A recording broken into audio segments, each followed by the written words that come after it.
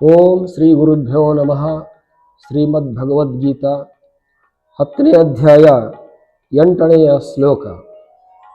ಅಹಂ ಸರ್ವಸ್ಯ ಪ್ರಭವೋ ಮತ್ತಃ ಸರ್ವಂ ಪ್ರವರ್ತತೆ ಇತಿ ಮತ್ವಾ ಭಜಂತೆ ಮಾಂ ಬುಧಾಭಾವ ಸಮನ್ವಿತಾಃ.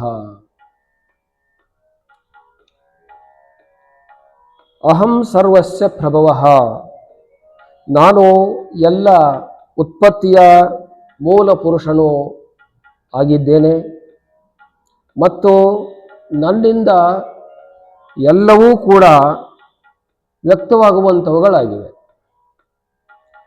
ಈ ರೀತಿ ಯಾರ ತಿಳುವಳಿಕೆ ಇರುತ್ತದೆಯೋ, ಯಾರು ಹೀಗೆ ನನ್ನನ್ನು ತಿಳಿಯುತ್ತಾರೆಯೋ ಅವರು ನನ್ನ ಸೇವೆಯಲ್ಲಿ ತೊಡಗಿದವರಾಗಿ ನನ್ನ ಭಾವವನ್ನು ಅರ್ಥೈಸಿಕೊಂಡವರಾಗಿ ನನ್ನಲ್ಲಿಯೇ ಬಂದು ಸೇರುತ್ತಾರೆ.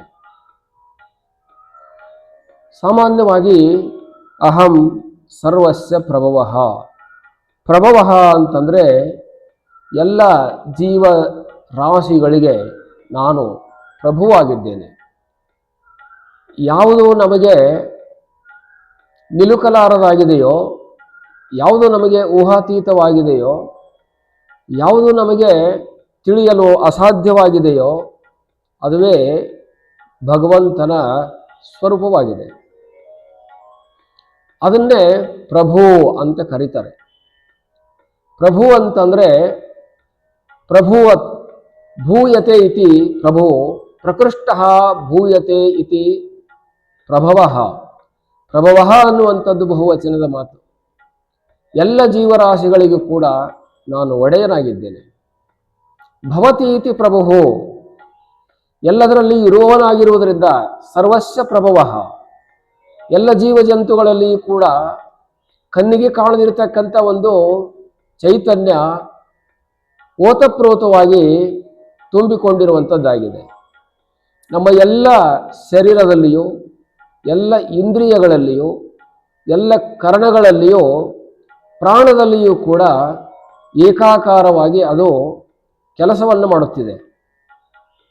ನಾವು ಸುಮ್ಮನೆ ಮಲಗಿಕೊಂಡಿದ್ದರೂ ಕೂಡ ಅವೆಲ್ಲವುಗಳು ಕೆಲಸವನ್ನು ಮಾಡ್ತಿರ್ತಾವ. ಅದನ್ನೇ ಪ್ರಭು ಅಂತ ಕರೀತಾರೆ. ಹೇಗೆ ಭೂಮಿಯಲ್ಲಿ ಮಳೆಯಾಯಿತು ಅಂತಾದರೆ ಸಹಜವಾಗಿಯೇ ಬೀಜಗಳು ಉತ್ಪತ್ತಿಯಾಗಿ ಬೆಳೆಗಳು ಬರುತ್ತವೆ. ಅವು ಸಮಯವನ್ನು ಮತ್ತು ದಿನವನ್ನು ಕಾಯೋದಿಲ್ಲ. ಅವರು ಬರಲಿ ಇವರು ಬರಲಿ ಅಂತ ಕಾಯೋದಿಲ್ಲ. ನಮ್ಮ ಹೊಲದ ಯಜಮಾನ ಇರ್ತಾನೆ ಬರ್ತಾನೆ ಅಂತ ಕಾಯೋದಿಲ್ಲ. ಮಳೆಯಾಯಿತು ಅಂತಾದರೆ ಆ ಹೊಲದವರು ಬರಲಿ, ಬೇರೆದವರು ಬರಲಿ, ದನಗಳು ಬರಲಿ, ಕುರಿಗಳು ಬರಲಿ, ಏನೂ ಬರದೇ ಇರಲಿ, ಹೇಗೆ ಅಲ್ಲಿ ಕಸಕಡ್ಡಿಗಳು ಬೆಳೆಯುತ್ತವೆಯೋ ಮತ್ತು ಅದು ಫಸಲಾಗಿ ಬೆಳೆಯುತ್ತದೆಯೋ, ಹಸಿರಾಗಿ ಬೆಳೆಯುತ್ತದೆಯೋ, ಹಾಗೆ ಈ ಜೀವನದಲ್ಲಿಯೋ, ಈ ಶರೀರದಲ್ಲಿಯೋ, ಈ ಕರಣಗಳಲ್ಲಿಯೋ, ಇಂದ್ರಿಯಗಳಲ್ಲಿಯೋ ಒಂದು ಚೈತನ್ಯ ಇದೆ. ಆ ಚೈತನ್ಯವೇ ಪ್ರಭು ಅಂತ ಹೇಳುತ್ತೆ. ನಾವು ಊಟ ಮಾಡಿ ಸುಮ್ಮನೆ ಮಲಗಿದ್ದರೂ ಕೂಡ ಅದು ತನ್ನ ಕೆಲಸವನ್ನು ಮಾಡುತ್ತೆ. ನಾವು ನಿದ್ದೆ ಹತ್ತಿ ಅರಿವಿಲ್ಲದೆ ಪ್ರಜ್ಞೆ ಇಲ್ಲದಲೇ ಮಲಗಿದ್ದರೂ ಕೂಡ ನಮ್ಮನ್ನು ಬಡಿದೆಬ್ಬಿಸುತ್ತೆ. ನಾವು ಹೊಟ್ಟೆ ತುಂಬ ಊಟ ಮಾಡಿ ಆರೋಗ್ಯವಾಗಿದ್ದರೂ ಕೂಡ ಮತ್ತೆ ನಮಗೆ ಹಸಿವನ್ನು ಉಂಟು ಮಾಡುತ್ತೆ. ಇವೆಲ್ಲ ಪ್ರಕ್ರಿಯೆಗಳನ್ನು ಮಾಡುವಂಥದ್ದೇ ಪ್ರಭು ಪ್ರಭು ಅಂತ ಹೇಳಿಕೊಳ್ಳುತ್ತದೆ. ಪ್ರಭು ಅಂತಂದ್ರೆ ಎಲ್ಲದರ ಜವಾಬ್ದಾರಿಯನ್ನ, ಎಲ್ಲದರ ರಕ್ಷಣೆಯನ್ನ, ಎಲ್ಲದರ ಪೋಷಣೆಯನ್ನ ಮಾಡುವಂಥದ್ದು ಪ್ರಭು ಅಂತ ಹೇಳಿಕೊಳ್ಳುತ್ತದೆ. ಅದನ್ನೇ ಆತ್ಮ ಅಂತೇವೆ, ಜೀವಾತ್ಮ ಅಂತೇವೆ. ಆ ಆತ್ಮವು, ಜೀವವು ಈ ಶರೀರದಲ್ಲಿ ಇರುವಾಗ, ಪ್ರಾಣದಲ್ಲಿ ಇರುವಾಗ, ಇಂದ್ರಿಯಗಳಲ್ಲಿ ಇರುವಾಗ, ಕರಣಗಳಲ್ಲಿ ಇರುವಾಗ ಅದು ಜೀವ ಜೀವ ಅಂತ ಹೇಳಿಕೊಳ್ಳುತ್ತದೆ. ಅದು ಯಾವಾಗ ಈ ಶರೀರದಿಂದ ಹೊರಟು ಹೊರಗೆ ಹೋಗುತ್ತದೆಯೋ ಆವಾಗ ಅದು ಆತ್ಮವಾಗುತ್ತದೆ, ಬ್ರಹ್ಮವಾಗುತ್ತದೆ. ತನ್ನನ್ನು ತಾನು ತಿಳಿದು ಹೊರಗೆ ಹೋಯಿತು ಅಂತಂದ್ರೆ ಬ್ರಹ್ಮವಾಗುತ್ತದೆ, ಭಗವಂತವಾಗುತ್ತದೆ. ಅದನ್ನೇ ಪ್ರಭು ಪ್ರಭು ಅಂತ ಕರೆಯಲಾಗಿದೆ. ಉದಾಹರಣೆಗೆ, ಒಬ್ಬ ಹುಡುಗನು ಒಂದು ಶಾಲೆಯಲ್ಲಿ ಓದುತ್ತಿದ್ದಾಗ ಅವನು ವಿದ್ಯಾರ್ಥಿ ಅಂತ ಹೇಳಿಸಿಕೊಳ್ತಾನೆ.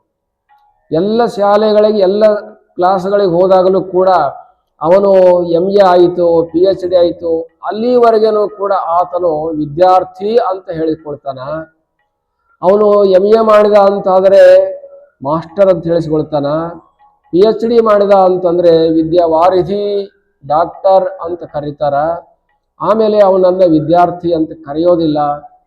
ಹೇಗೋ ಹಾಗೆ ಈ ಜೀವ ಚೈತನ್ಯವು ದೇಹದಲ್ಲಿರುವಾಗ ಮಾತ್ರ ಜೀವ ಜೀವ ಅಂತ ಹೇಳ್ಕೊಳ್ಳುತ್ತದೆ. ಇಲ್ಲಿಂದ ಹೊರಗೆ ಹೋಯಿತು ಅಂತಂದ್ರೆ ಅದು ಬ್ರಹ್ಮ, ಆತ್ಮ ಅಂತ ಕರೆಯಿಸಿಕೊಳ್ಳುತ್ತದೆ.